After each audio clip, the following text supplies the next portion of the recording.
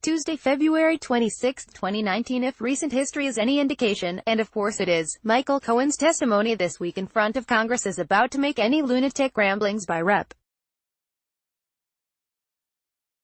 Maxine Waters, D-Calif, look like the musings of a wise sage. Tuesday, February 26, 2019. Charles Dickens could appreciate the strange circumstances that preborn infants survive these days, as technology and innovation create the best of times and the worst of times for those who have not yet been born. Case in point, the daughter of Beth and Simpson and her husband Kieran, who at 24 weeks, 6 months, in the womb, was operated on for spina bifida, a condition in which a baby's spinal column does not fully close during development. Earlier this month, the infant was removed from her mother's womb for the procedure and then returned to continue growing. Tuesday, February 26, 2019. On Monday evening, every Democrat in the Senate except 3 voted to block the Born Alive Abortion Survivors Protection Act. This legislation would have made it a requirement to provide medical care to babies who miraculously make it through a botched abortion. Tuesday, February 26, 2019. In the months following the 2018 election, the Free College for All movement appeared to be on its deathbed. Bernie bros across the country had buried the dream of debt-free college alongside their Feel the Burn bumper stickers and had surrendered the socialistic promise to the ash heap of history. Tuesday, February 26, 2019. Our uncles died less than 40 days before the end of World War I. Though we never met them, we will never forget what they meant to our family, community, and nation. But now, unless the Supreme Court intervenes, the memorial bearing their name could be destroyed. Tuesday, February 26, 2019. It's not true, but if you ask Rep. Alexandria Ocasio-Cortez, DNY, she'll tell you conservatives don't care about poor people. Ocasio-Cortez and her socialist cohorts such as Sen. Bernie Sanders, I Vermont, think any empathetic person has to support her laundry list of big government proposals, dubbed the Green New Deal. She's called for nationalized health care, a federal jobs guarantee, and even economic security for those who are unwilling to work. Tuesday, February 26, 2019. If 2018 was the year of occupational licensing reform, 2019 just might be the year of local licensing preemption.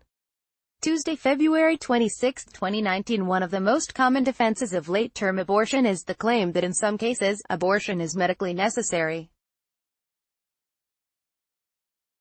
Lately, Americans have been hearing this claim in defense of a law in New York that allows abortions through all 9 months of pregnancy. But that claim is based on faulty assumptions about the options available to women who face life-threatening pregnancy complications.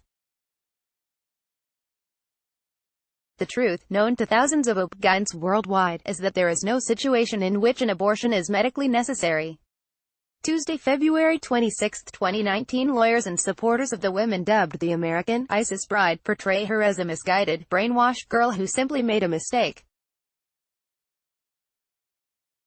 In fact, she was an ISIS propagandist and strategist whose innovative ideas proved to be operationally effective.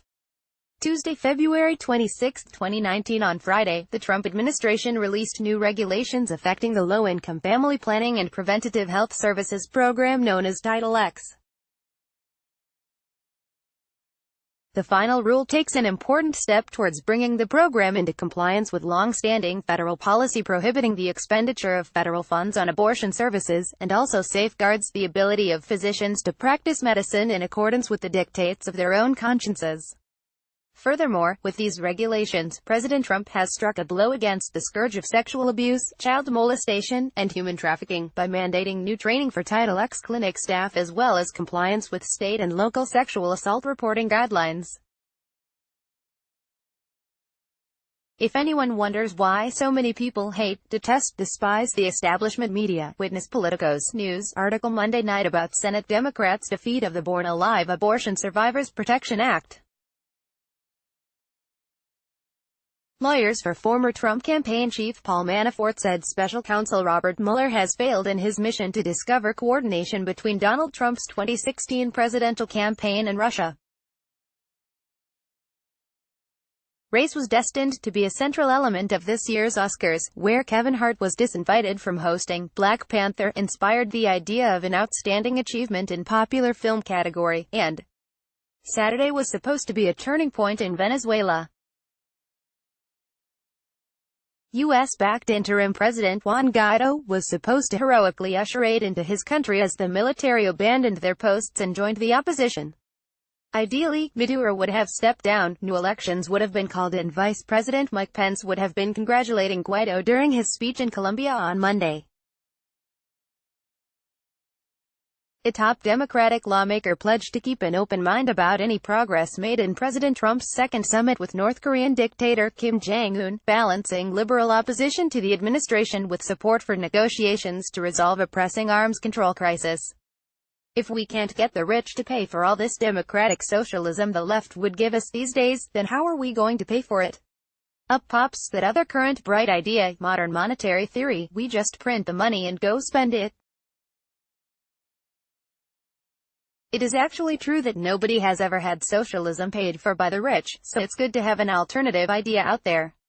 It's even true that modern monetary theory works, in theory.